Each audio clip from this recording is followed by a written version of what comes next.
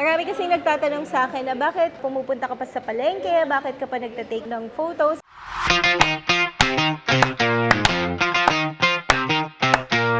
Hi, this is Armella, your digital first advocate, and welcome to Captured Story, kung saan lahat ng litrato ay may kwento.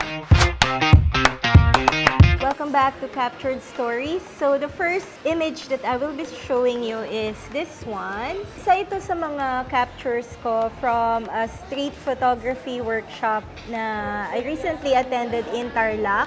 So why this one? Because siguro dahil street photography siya and nag-evolve na kasi yung parang niche ko from photography. So sobrang dami na ng experience, but I keep going back to street photography. Hindi lumilipas yung isang buwan na hindi ako lalabas sa street to take photos kasi parang it keeps me grounded. Marami kasi nagtatanong sa akin na bakit pumupunta ka pa sa palengke, bakit ka pa nagtatake ng photos, ganon. Eh, magaling ka na sa ganyan, magaling ka na sa ganyan.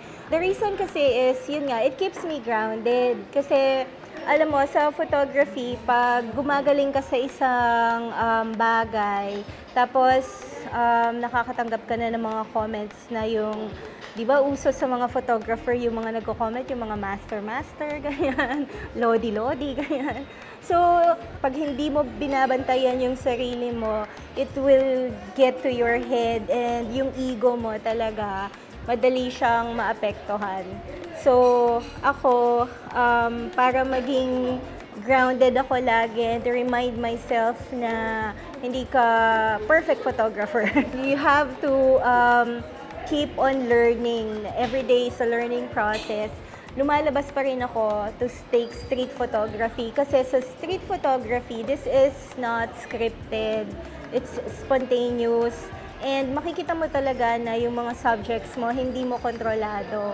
And bilang isang photographer, kailangan ko yon para manatili na humble and manatili yung reminder na there's always room to grow and there's always room to learn for more. The next photo for our captured stories is this one.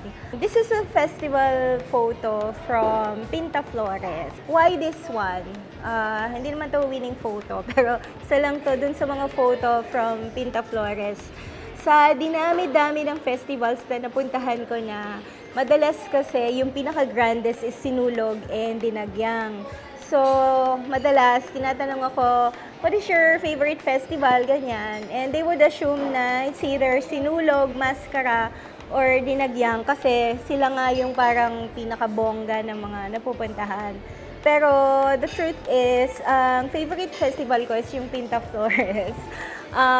Why? This is the moment na in-love ako sa festival. So, this is the moment na, this is the festival na pinuntahan ko na talagang sobrang na-appreciate ko yung mga festival dancers, yung pati yung festival music. Memorize ko pa nga yung, yung kanta nito itong Pinta Flores. And sobrang ito yung talagang time of your life as a photographer ba na nagsushoot ka, pawis ka, under the tirik na araw, pero masayang masaya ka. And this is the start na sinabi ko na talagang I will cover as many festivals as I can. And I will share them sa mga nakakakita ng photos ko. And yon, so kaya significant, special sa akin yung Pinta Flores for that reason. Again, this is your digital first advocate, Armella. Don't forget to follow our social media channels at Emerge and around the Metro PH. Thank you for joining us again. This is Captured Stories with Armella.